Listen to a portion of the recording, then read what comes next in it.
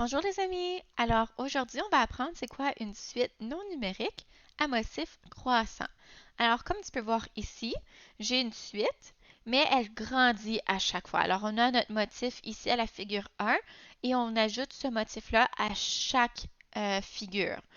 Euh, Comme tu peux voir ici, il y a un hexagone, donc 1, 2, 3, 4, 5, 6, et deux triangles à notre figure 1. Alors notre motif ici, va grandir. Donc, il s'ajoute à chaque fois.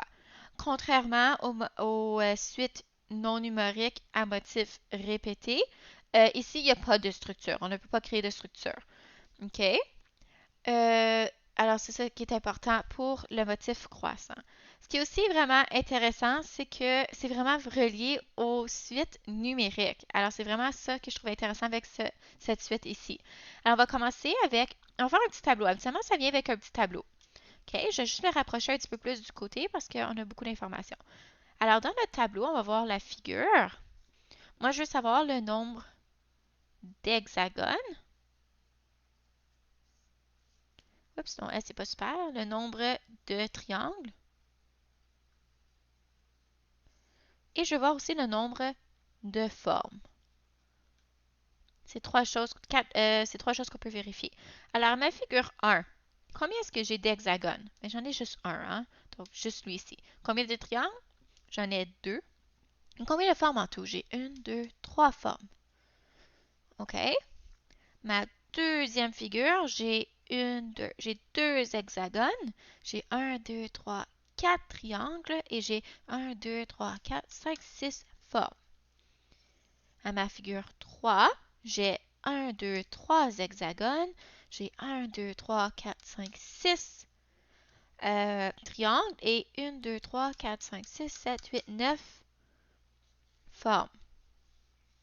Je ne sais pas si tu commences à remarquer un petit peu un lien entre chaque partie. Alors, on ajoute toujours un hexagone, hein? On ajoute toujours deux triangles et on ajoute toujours trois nouvelles formes, trois formes. OK, alors on peut regarder un peu si on fait la figure 4, combien d'hexagones on pense qu'il y aurait à la figure 4? Alors, ici, le nombre d'hexagones est toujours égal au nombre de la figure. Alors, celui-là est assez simple, hein? Le nombre de triangles. Combien de triangles j'aurai à la figure 4? Bien, je peux voir, il y a deux façons de vérifier. Je peux voir une irrégularité ici, on fait toujours plus 2. Alors, je pourrais dire que c'est 8, parce qu'on fait 6 plus 2 me donne 8. On peut aussi regarder 1 fois 2 donne 2. 2 fois 4, 2 donne 4. 3 fois 2 donne 6, et alors 4 fois 2 donne 8. Ici, je fais toujours, pour le nombre de formes, je fais toujours plus 3. Alors, je peux faire 9, 10, 11, 12, donc on rajoute 3, mais je peux aussi faire 4 fois 3, parce qu'ici on fait 1 fois 3, 2 fois 3, 3 fois 3 et 4 fois 3. OK, alors la dernière, la figure 5, on va aller déterminer c'est quoi la figure 5. Alors c'est toujours égal ici.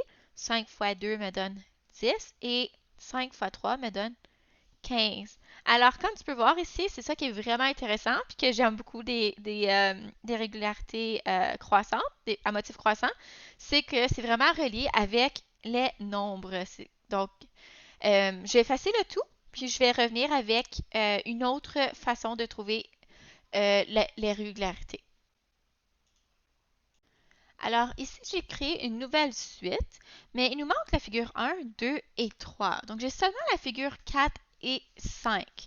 Euh, et je veux trouver un peu c'est quoi mes figures 1, 2 et 3 pour pouvoir m'aider à vraiment comprendre ma régularité. D'accord? Alors, je vais rentrer le tout dans mon tableau pour pouvoir m'aider à comprendre le tout. Alors, dans ma figure 4, si je regarde bien ma figure 5, qu'est-ce qui a changé entre les deux? Alors, j'ai 1, 2, 3, 4 triangles. 4 triangles, je vais le mettre dans ma colonne des triangles. J'ai 1, 2, 3, 4, 5, 6, 7, 8 carrés. Puis en tout, j'ai 1, 2, 3, 4, 5, 6, 7, 8, 9, 10, 11, 12 formes. Maintenant, j'allais faire compléter mon tableau de la figure 5. Donc, j'ai 1, 2, 3, 4, 5 triangles. J'ai 1, 2, 3, 4, 5, 6, 7, 8, 9, 10 carrés. Et 1, 2, 3, 4, 5, 6, 7, 8, 9, 10, 11, 12, 13, 14, 15. J'ai 15 formes. Alors, qu'est-ce qui est arrivé entre les deux pour qu'on puisse trouver la figure 3? Alors, si je regarde ici, j'ai fait plus 2 pour me rendre au nombre de carrés. Donc, j'ai ajouté 2 carrés. Hein, on peut dire ici, j'ai ajouté ces 2 carrés-là. Alors, combien de carrés aurait ma figure 3? Alors, si j'en ai 8 ici, combien je devais avoir avant, puis que j'ajoute 2 pour me rendre à 8? Bien, si je fais 6 plus 2, ça me donne 8. Alors, j'aurais 6 carrés. Je peux maintenant aller au numéro 2. Combien est-ce que j'aurais de carrés si à la figure 2, mais je vais faire moins 2. 6 moins 2 me donne 4. Et à la première figure, j'aurais 2 carrés. Hein? Parce que techniquement, on enlève, à chaque figure, on enlève une partie ici. Alors, combien de triangles? Ici, j'avais 5. À la figure 5, j'avais 5 triangles. À la figure 4, j'en avais 4. Mais celui-là est un peu, quand même, amusant à faire. Donc, c'est un peu plus facile à faire. Donc, si j'en ai 3, j'en avais probablement 3. Ici, j'en avais 2 et j'en avais 1 parce qu'on a enlevé 3, puis on enlève lui, 2, on enlève lui, et il en reste 1.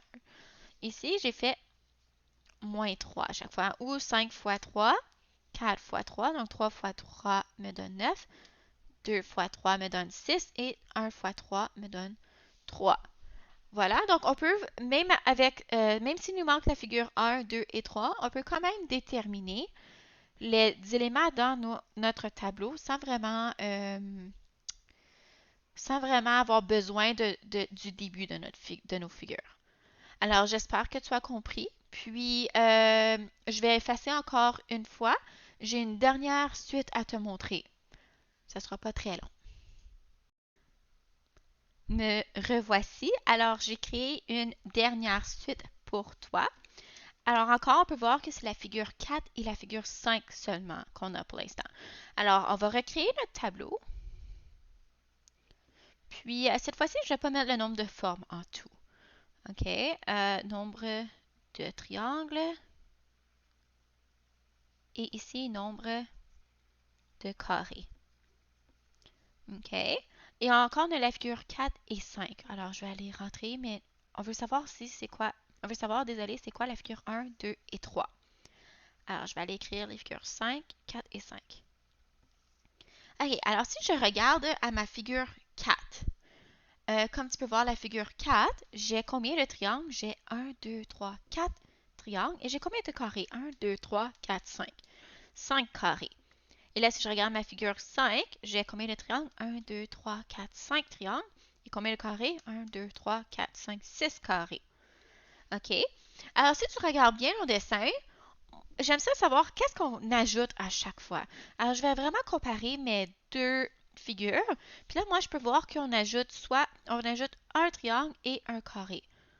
Soit à la fin, ou tu peux le voir aussi comme on garde la fin comme ça. Puis c'est comme si on ajoutait juste une genre de maison au début de notre figure à chaque fois. OK? Alors là, pour la figure 3, je vais regarder. Comme on ajoute un triangle et un carré à chaque fois, on va peut-être l'effacer pour nous aider. On va effacer ça. Hey, combien il me reste de triangles? 1, 2, 3. J'ai 3 triangles. Et combien de carrés? 1, 2, 3, 4 carrés. OK? Là, sans effacer, je vais essayer de trouver c'est quoi mes données juste avec le tableau. Parce que c'est ça qui est intéressant, c'est qu'on peut faire des mathématiques aussi avec ça. Bien, c'est des mathématiques, mais on peut aussi voir la régularité dans le tableau sans regarder nos figures.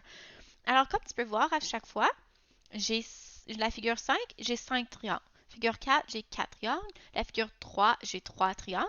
Figure 2, je vais avoir 2 triangles. Et la figure 1, je vais avoir 1 triangle. Par contre, ce qui est un petit peu différent ici, c'est notre figure 5, il y a 6 carrés. Figure 4, il y en a 5. Non, c'est pas une multiplication ici qu'on a fait. Figure 3, il y en a 4.